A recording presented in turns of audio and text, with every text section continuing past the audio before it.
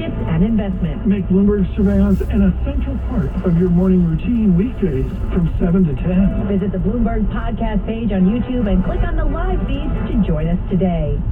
Are you a wirehouse advisor that's looking to break away? Commonwealth Financial Network can help you take control of your career and build your business on your terms. Your clients, your strategy, your time. Unleash your entrepreneurial spirit and choose the growth path that's right for you.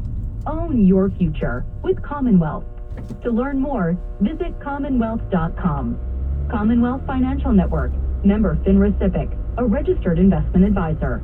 This is Caroline Hyde. And I'm Ed Ludlow. Join us for Bloomberg Technology, a daily podcast focusing exclusively on technology, innovation, and the future of business. We bring you the latest headlines from Silicon Valley and conversations with tech's biggest decision makers. You have to have a pro-innovation mindset. We were partnered with OpenAI. We've all experienced this incredible revolution. Bloomberg Technology. Listen on Apple CarPlay and Android Auto, the Bloomberg Business app, and anywhere you get your podcasts. Bloomberg Radio. Context changes everything. Coming up next, we're going to speak to the author of a new book. It comes out tomorrow.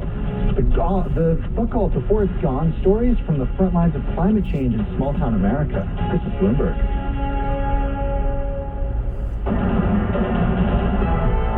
It's 4:21 on Wall Street. We do check markets all day long here at Bloomberg. Turned out to be a mixed day on Wall Street. The Dow, the S&P, they both finished lower. NASDAQ, however, had an up day. Stocks and bonds declined after solid factory data this morning reinforced speculation that the Federal Reserve will be in no rush to cut interest rates. Here's where we wrap up the session. S&P down 10 today at 52.43, a drop of 0.2%. Dow Industrials down 240, a decline of 0.6%. NASDAQ up 17, higher by 0.1%. 10-year at 4.31%, the 2-year yield 4.70%. Spot gold today up 0.8%, 22.47 the ounce, while West Texas Intermediate crude was up 0.9%, 83.91 for a barrel of WTI. United Parcel Service is going to become the primary air cargo provider for the United States Postal Service. The Atlanta-based shipping company says it has received an air cargo contract from the United States Postal Service that significantly expands an existing partnership between the two. UPS today down 0.7%, rival FedEx down 3.3%. Recapping a mixed finish to the Monday trading session, NASDAQ up 0.1%, S&P today down 0.2%. I'm Charlie Pelleton. That is a Bloomberg Business Flash. Thanks so much for that update, Charlie Pellet. Well, Carol, as I prepared for our next guest, I went back and I reread a few columns from Bloomberg Opinion's Mark Gongloff, who covers climate change, and I came across some really startling stuff. Here's one he wrote recently. You'll probably remember this one. Climate-fueled disasters killed at least 12,000 people last year. That's according to one count. A changing climate has already killed at least 4 million people globally in the past 20 years. That's according to a study released in January by a biologist at Georgetown University Medical Center. And last year, the U.S. alone suffered 28 natural disasters costing $1 billion or more, a record. That's according to the NOAA National Centers for Environmental Information. Right, we just talked with our TV colleagues, right, about people leaving Florida because it's getting too hot, and you've got, homes that can't be insured because of climate change. Jonathan Vigliotti has seen the devastation of many of these disasters firsthand. He's a national correspondent for CBS News. His new book, out tomorrow, gives a first-hand account of the stories of people who've been affected by climate change, and the stories span the country from the Pacific Northwest to Louisiana, North Carolina, New York, California, Hawaii, and more. As we know increasingly, no one in the globe, or no one certainly across the United States, but no one across the globe is immune to climate change. Yeah, the book is called Before It's Gone, Stories from the Front Lines of Climate Change in Small-Town America. Jonathan joins us from Los Angeles. Jonathan, good to have you with us this afternoon. First of all, congratulations on the book. I want to go back to the genesis of this book because you've covered a lot in your career. You were based in Europe at one point. You've been based here in the U.S. for a few years. At what point were you on assignment and you realized, okay, this is the story I need to tell. This is the book I need to write? Well, great question, and first, thank you both for having me on. It's a pleasure to be here. For me, it has been an evolution, because when I first started covering these stories, environmental disasters, I failed to make the link between climate change, the role it was playing in radicalizing our weather, and the role that radicalized weather was having on our main streets across the country. For me, one of the wake-up calls began with a wake-up call midnight. I was sent to a fire in Healdsburg, California, so Northern California wine country. And my team and I responded to a fire that was up in the mountainside. We were with first responders. We were looking at this fire burning about a mile and a half away. At the time, it didn't seem like it was much of a threat, but the wind picked up, and that fire quickly grew and spread to where we were. And we were with fire crews stationed on this mountaintop. And I had never seen such fear and panic in their eyes, which then became vocalized as one of the chiefs up on the hill said, "Go, go, go." The panic said it all, and we quickly realized we were in danger. And so we followed this crew as they tried to escape that mountain, and we lost sight of their headlights because the fire had grown in such intensity and so quickly that all the flames were blacked out by the smoke, and we accidentally went off onto a dirt road and nearly got trapped.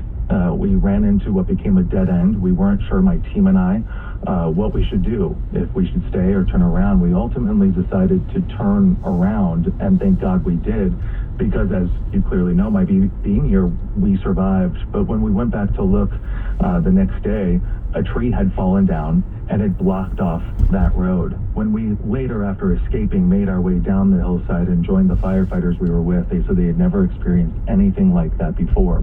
These are men and women that have been trained for years, decades in some cases, to battle fires. And they were being caught off guard by Mother Nature in a way they had never seen before, and in a panic that I never expected from first responders.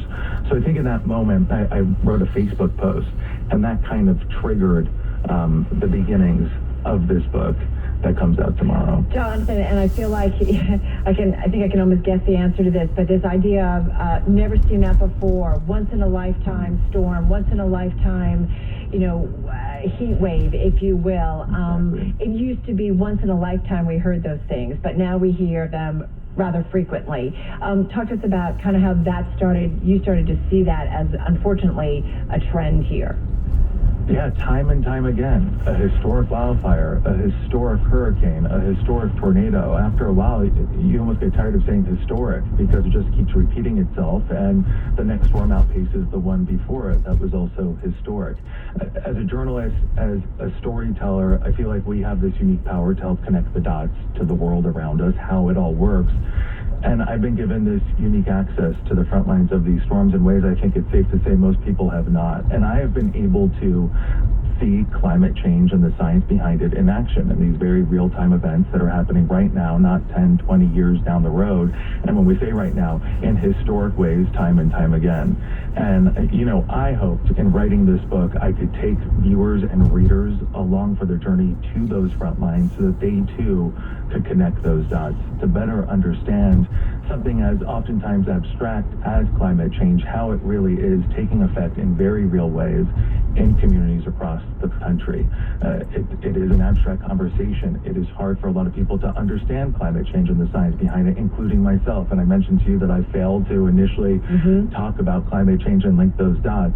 I think the more we talk about this, the more we link those dots and make those connections, the more people will understand the climate threat, what that threat means to their communities, and perhaps what they could do, and that's my hope, action that can be taken right now to make these communities more resilient. And Jonathan, we want to go into some of those stories because I agree with you that the more we tell these stories, hopefully it kind of clicks and sinks in. But having said that,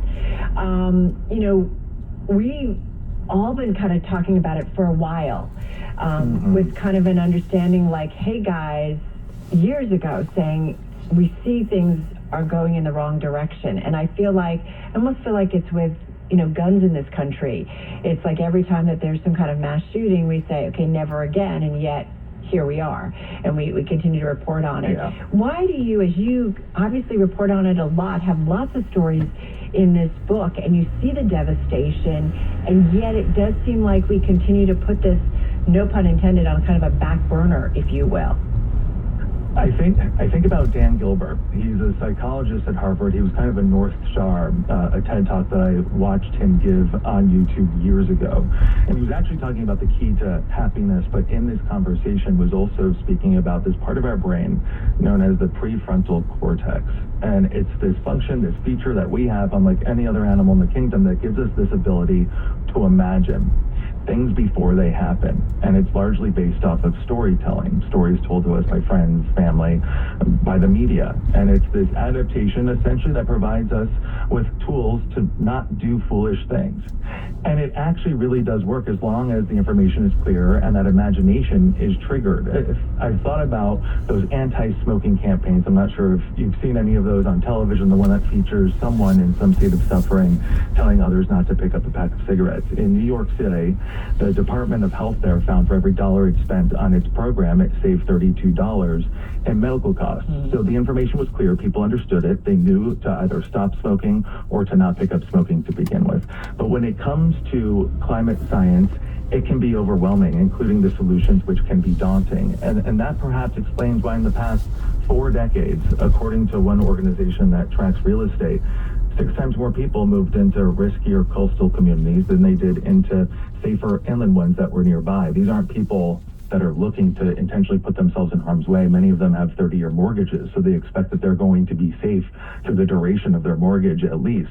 I think the failure to digest this climate science comes from a failure, and I'll take my own responsibility in this, a failure, as I turn off this phone. Okay. Apologies. We're live. It's okay. Work from home.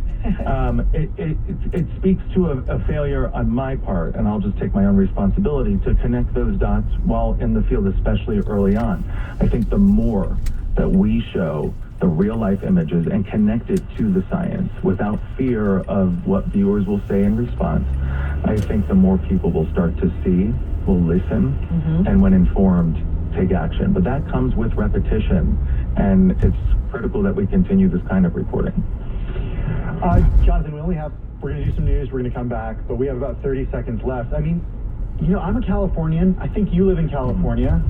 This is not necessarily a place where, I would love to live back in California, but I think about my family back in California, and I mean, do you think about where you live and right now and potential climate implications? I do every single day. I bought my home just before COVID, and I had a difficult time getting the right kind of insurance, affordable insurance. Yeah. I live in an area that is at low risk of wildfires, so I didn't expect that to be an issue, but insurance was very costly until I found the right insurer, and it took a lot of research and investigating on my own, which a lot of people don't have the time to even do that. And so I was fortunate to find it, but of course I think about it every day in terms of the threat and the looming threat when there are fires in the area. Right. Of course, I'm aware, but I'm in Hollywood, so I'm surrounded by concrete, so I am better off than most. Well, it's something we talk about a lot through the angle of insurance companies. Sit tight. We're going to do some news, and we're going to come back. That's Jonathan Vigliotti, the new book, Before It's Gone, Stories from the Front Lines of Climate Change in Small-Town America. All right, off to world and national news we go. Let's check in with Amy Morris in D.C. Take it away, Amy. All right, thank you, Carol. Senior U.S. and Israeli officials held a virtual meeting today to discuss the Biden administration's alternative proposals to an Israeli military operation in Rafah. Now, Israeli Prime Minister Benjamin Netanyahu said the military is preparing to move more than 1 million civilians out of Rafah and carry out an attack on Hamas. Bloomberg's Nick Wadham says Netanyahu is also facing a lot of pressure from his cabinet and from protesters. The right-wing colleagues he has in the cabinet would be a much more imminent threat to his grip on power if he decided to reverse course. I mean, he would be gone in minutes. Whereas these protests, it looks like a big deal, but that's something he could reasonably withstand for quite some time. So you're really going to see a challenge in how he navigates on that. Bloomberg's Nick Wadhams. The owner of the ship that rammed into a bridge in Baltimore last week is seeking to limit its liability to about $43.7 million. Legal experts say the company, Grace Ocean, could face hundreds of millions of dollars in damage claims.